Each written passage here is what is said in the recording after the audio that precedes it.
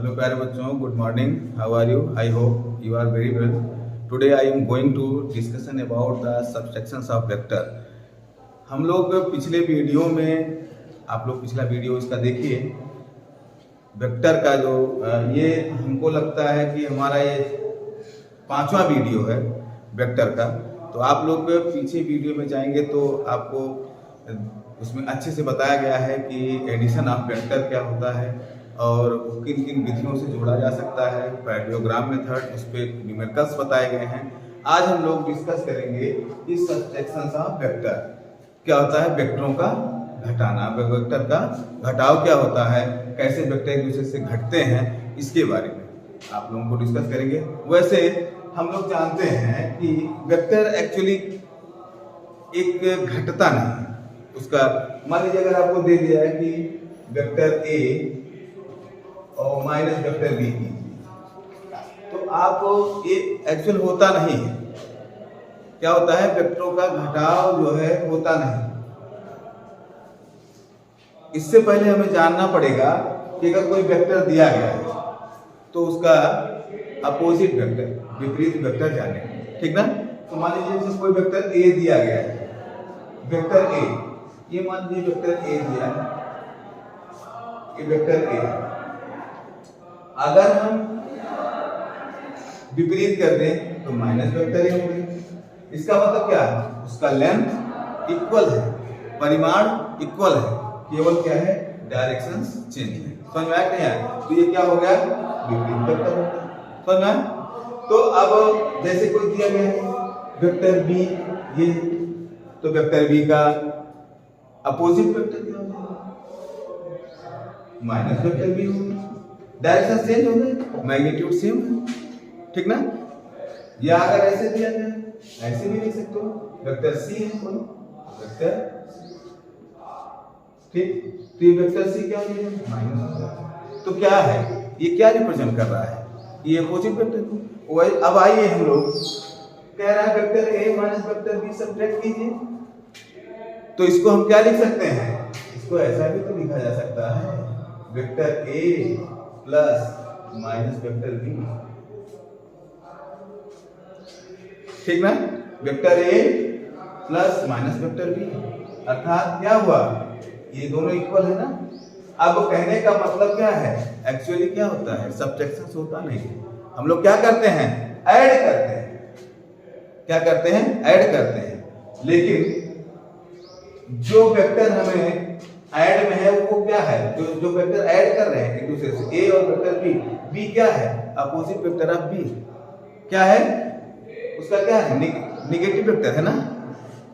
समझ में? तो अगर मान लीजिए हमें दिया गया है, अब आता क्या है, हम लोग addition of vector parallelogram method में दो वेक्टरों का अगर उनके बीच कोण दिया गया है, मैग्नीट्यूड दिया गया है, मैग्नीट्यूड दिया है और उनके बीच एंगल दिया है, तो हम लोग पैरेललोग्राम मेथड से क्या करते हैं, r square equal to a square plus b square plus 2ab cos theta लगाते हैं. ये फार्मूला से उसका मैग्नीट्यूड ज्ञात कर लेते हैं, करते हैं ना. और अगर रिजल्टेंट वेक्टर का डायरेक्शन ज्ञात करना होता है तो कौन सा फार्मूला अप्लाई करते हैं. अब ये चीज आपको रिवाइज करोगे, पिछला वीडियो देखोगे, नोट किए हो, अपने नोट्स बनाओगे, तब तुम्हें आएगा. एक दिन पढ़ने से, 2 घंटे पढ़ने से कुछ नहीं होगा. बार बार पढ़ो, रिवाइज करो, क्योंकि हम लोग का जो दिमाग है ये रोम नहीं है, रैम है. ये कुछ समय के बाद धीरे धीरे डिलीट होने लगता है. इसलिए क्या है, इसका बार बार रिवीजन, पिछला वीडियो देखो और उसमें पढ़ो, ठीक ना. क्या निकाले थे, directions, tan alpha equal to क्या आया था, b cos theta, b cos theta upon a plus b sin theta, sorry b sin theta upon a plus b cos theta. ये फार्मूला आया था डायरेक्शंस का formula, tan alpha equal to b sin theta upon a plus b cos theta, ठीक ना. तो आइए हम लोग पढ़ रहे हैं क्या, सबट्रैक्शंस. अब प्रश्न ये उठता है कि अगर एक्चुअली सब्ट्रैक्शन होता ही नहीं है तो ज्ञात कैसे करेंगे, फाइंड आउट कैसे करेंगे। तो आइए देखिए, इसीलिए हम बता दिए कि किसी भी वेक्टर का नेगेटिव वेक्टर, अब ये क्या कहलाता है, देखिए इसको हम इस तरीके भी लिखा जा सकता है, a plus minus vector b, और ये माइनस b क्या है, अपोजिट वेक्टर ऑफ b, ठीक ना। और अपोजिट होता क्या है, अपोजिट वेक्टर मतलब magnitude same but directions opposite, just opposite, ठीक ना, क्या हो, विपरीत हो। तो आइए इसका भी तो फार्मूला होना चाहिए। तो जैसे हम लोग इसका डेरिवेशन किए थे वैसे इसका डेरिवेशन नहीं करेंगे, लेकिन इसका formula vector a minus vector b का फार्मूला हम ज्ञात करेंगे, ठीक ना। तो देखिए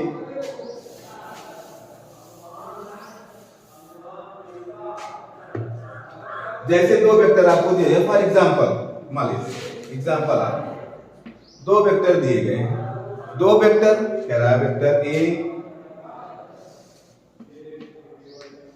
वेक्टर ए है और दूसरा वेक्टर वेक्टर बी,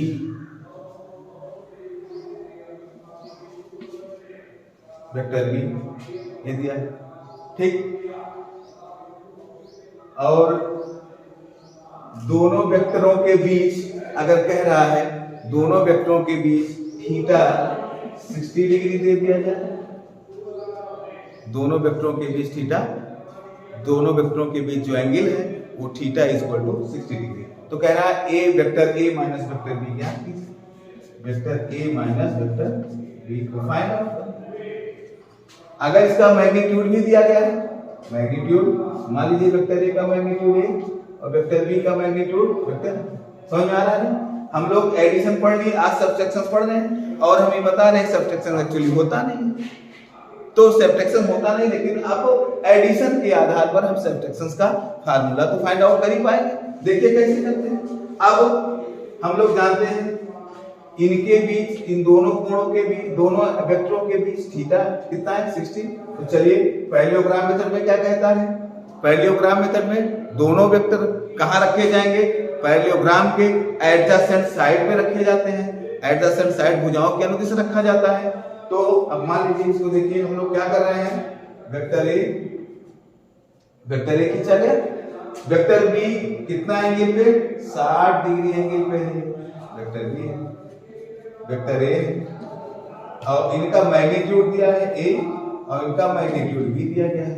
इनके बीच का कोण कितना है, थीटा इक्वल टू कितना है 60 डिग्री। कोई किसी को डाउट है? अब बताइए हमें निकालना है a माइनस बी। अब क्या करेंगे, a माइनस बी निकालना है तो वेक्टर b का अपोजिट वेक्टर लेंगे, अपोजिट वेक्टर सेम डायरेक्शन में अपोजिट हो, मैग्नीट्यूड इक्वल हो, अर्थात इसको क्या कर देंगे, पीछे ऐसे बढ़ा देंगे। देखिए अपोजिट हो गया कि नहीं हो गया, अपोजिट हो गया, ये अपोजिट हो गया, तो ये आ गया माइनस बी वेक्टर आ गया कि नहीं आ गया। और इसका भी मैग्नीट्यूड क्या होगा, बी होगा, क्योंकि मैग्नीट्यूड नेगेटिव नहीं होता है, आपको पिछले ही वीडियो में बताया गया है, ठीक ना। अब देखिए ये वेक्टर बी आ गया। अब क्या करते हैं, हमारा पैरेललोग्राम मेथड होता है, हम काल्पनिक एक पैरेललोग्राम ड्रा करेंगे, एक खींचेंगे, स्केच करेंगे। अब देखिए ये देखिए टेयर टू टेयर हो गया, वेक्टर बी है, ये वेक्टर ए है। अब इसका जो रिजल्टेंट होता है डायगोनल पे होता है, तो पहले इसको हम इस पैरेललोग्राम खींच लें।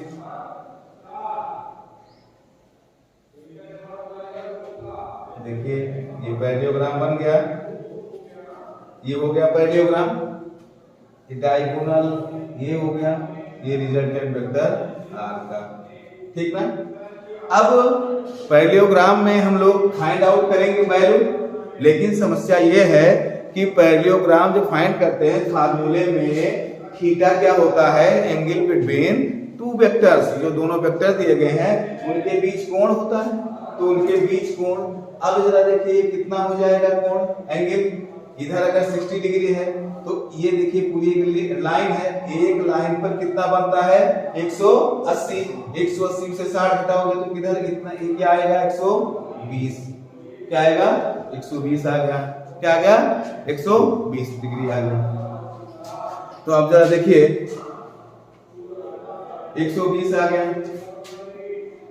अब हम लोग क्या करें, थीटा हमें पता हो गया, थीटा कितना हो गया 120 हो गया। ए कितना है, ए है, इसका मैग्नीट्यूड वेक्टर ए का ए है, वेक्टर बी का बी है। चलिए अब हम लोग vector a plus minus vector b equal to क्या होगा, फार्मूला होता है, फार्मूला क्या है इसका मैग्नीट्यूड निकालने के लिए, r square equal to a square, अर्थात वेक्टर ए का मैग्नीट्यूड ए है, a square plus b, b का मैग्नीट्यूड बी है, बी स्क्वायर हो गया। ठीक ना, ये नहीं कि माइनस रख रहे हैं तो प्लस हो जाए, क्योंकि जो मैग्नीट्यूड होता है वो मैग्नीट्यूड हमेशा पॉजिटिव होता है, वेक्टर का जो परिमाण होगा वो पॉजिटिव होगा। प्लस 2a, a की जगह क्या है a है, और b वेक्टर b, b का मैग्नीट्यूड b, और क्या होता है a square plus b square plus 2ab cos theta. cos theta का मान कितना है, थीटा का मान कितना है, सपोज दैट मान लीजिए हम थीटा इक्वल टू 60 ना माने, ये तो क्वेश्चन की बात थी, क्वेश्चन में अभी हम फार्मूला डिराइव कर रहे हैं, हम a vector a minus vector b का फार्मूला, तो यहाँ अभी हम क्या रखेंगे 100, ये तो मान लीजिए दिया था 60, तो 180 माइनस 60 करके 120। अगर सपोज दैट थीटा दिया गया है तो ये थीटा बराबर कितना हो जाएगा, यहाँ 180 माइनस थीटा कितना होगा 180। अरे भाई देखिए यहाँ से यहाँ का टोटल 180, थीटा कोण सब्ट्रैक्ट करोगे 180 में से तो 180 माइनस थीटा हुआ, तो cos कितना हो जाएगा 180 माइनस थीटा। ठीक ना, अब जरा इस पर विचार कीजिए, cos 180 माइनस थीटा बराबर होता क्या है, आप लोग ट्रिग्नोमेट्रिकल रेशियोज बहुत पढ़े, मैथ वाले तो आता ही होगा, 10th में आप लोग पढ़े हो कैसे निकाला जाता है। अब हम हर चीज को यहाँ बताएंगे तो संभव नहीं है, लेकिन थोड़ा सा हम आपको बता देते हैं कैसे निकलता है। ठीक ना, क्या होता है,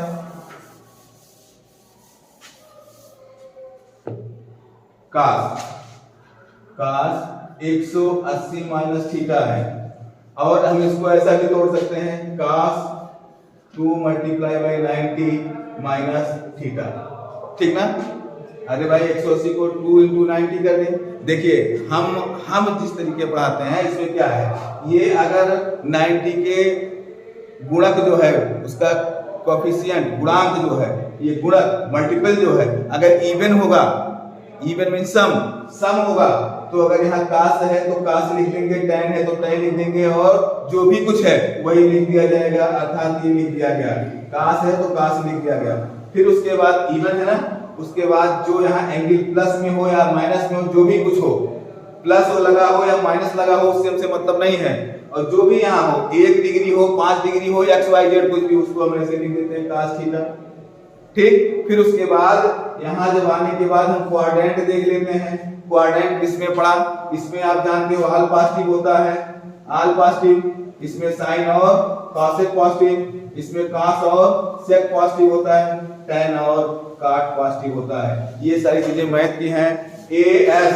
ASTC इसमें tan और cot होता है, और इसमें cos और sec होता है, cos और sec, सॉरी गलती हो गया, इसमें क्या होता है पहले क्वाड्रेंट में ऑल पॉजिटिव, और इसमें ASTC कहने का मतलब ऑल पॉजिटिव, साइन और कॉसेक पॉजिटिव, थर्ड में tan और cot पॉजिटिव, इसमें cos और sec पॉजिटिव होता है। तो अब जरा देखिए किस क्वाड्रेंट में पड़ा, 290 है, तो अब प्रत्येक ईच 90 डिग्री होता है, तो 90 180 हुआ, 290 हो गया, और माइनस है थीटा, इसका मतलब हम यहाँ से चले 90 फिर 90, 290 हो गया, यहाँ तक पहुंचे, उसमें से थीटा घट रहा है, तो अगर हम यहाँ तक पहुंचे हैं और थीटा उसमें से रिड्यूस हो रहा है, घट रहा है, तो थीटा का मान अगर पॉइंट में भी होगा तो हम इस क्वाड्रेंट को क्रॉस नहीं कर पाएंगे, इसी में तो रह जाएंगे इसी में ना, सेकंड वाले में रह जाएंगे। हम मान लेते हैं suppose that theta equal to 0.5, तब भी तो 180 में से 290 में क्या हो गया 90 180 में से 0.5 घटाएंगे तो इसी में रह जाएंगे, सेकंड में रह जाएंगे। तो कहने का मतलब सेकंड क्या होता है, साइन और कॉसेक के अलावा सब नेगेटिव होता है क्या, ये कॉस है, इसका मतलब क्या हो जाएगा, ये कॉस क्या हो जाएगा, कॉस माइनस में आएगा, है कॉस माइनस थीटा हो जाएगा, नहीं हो जाएगा, बोलो cos माइनस थीटा होगा ना, थीटा हो गया, ठीक ना। तो कहने का मतलब है कि हम लोग जो ये इसकी वैल्यू है माइनस कास है, तो ये हो जाएगा a square plus b square plus 2ab, ये माइनस कास थीटा हो जाएगा, तो माइनस इसको कर देगा माइनस कास थीटा। तो इसका जो वैल्यू आया, अगर हम सब्ट्रैक्शंस की बात करें, एक्चुअली क्या होता है कि वेक्टरों का सब्ट्रैक्शंस होता ही नहीं है, उसको हम ऐड करते हैं। ऐड करने के बाद ये हमारा फार्मूला मिल गया। अगर दो वेक्टर का सब्ट्रैक्शन हो रहा है तो अगर उनके मैग्नीट्यूड दिए गए हैं, और मैग्नीट्यूड देने के बाद उनके बीच कोण, उनके बीच एंगल दिया गया है, तो दो वेक्टरों का जो आर रिजल्टेंट मैग्नीट्यूड आएगा, आर का मैग्नीट्यूड आएगा इस फार्मूले से r square equal to a square plus b square minus 2ab cos theta से हम लोग निकालेंगे। और एंगल सेम वही जैसा हम लोग पिछले वीडियो में, पिछले क्लास में पढ़ाया गया था कि tan alpha equal to b sine theta upon a plus b cos theta से ज्ञात कर लेंगे। तो हम लोग आर निकाल लिए। और अब चलिए हम लोग बात करते हैं ट्रायंगल का, मतलब the direction of resultant vector of in the subtractions of two vectors. Two वेक्टरों के जो हम लोग घटाना सीख रहे हैं उसके अंतर्गत तो हम रिजल्टेंट निकालेंगे। अब आता है directions of resultant vector from vector A और वेक्टर बी। दोनों के लिए हम लोग ने जो है एडिशन ऑफ वेक्टर में अच्छे से पढ़े हैं, लेकिन आइए देखते हैं यहाँ क्या होता है।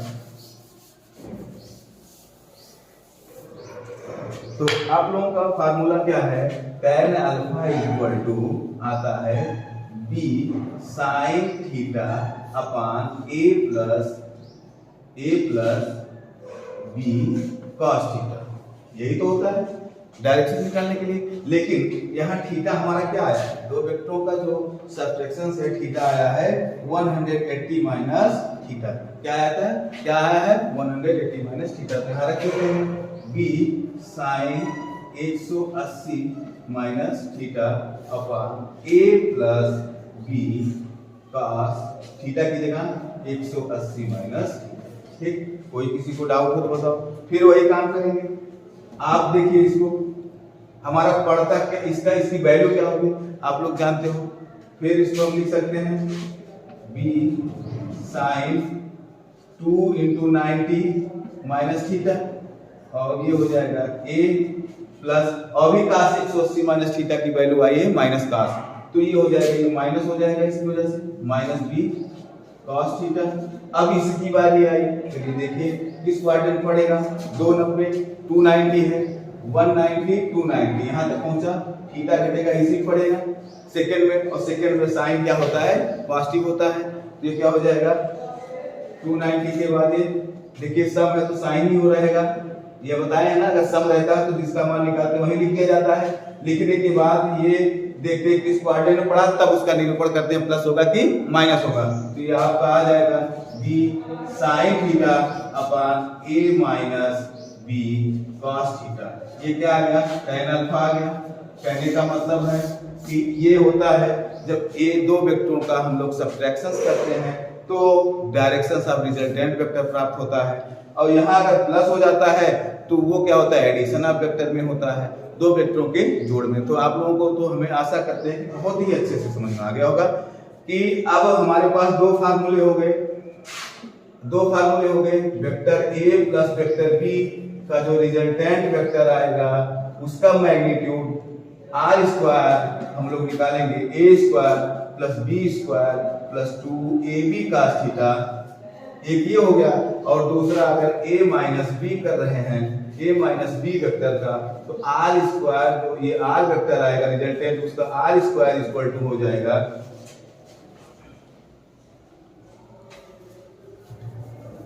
r square a square plus b square minus 2ab cos theta. तो बच्चों देखिए हमारे पास दो फार्मूले हो गए, a प्लस b के लिए भी हो गया, a माइनस b के लिए हो गया, और डायरेक्शंस के लिए भी दो फार्मूले हुए।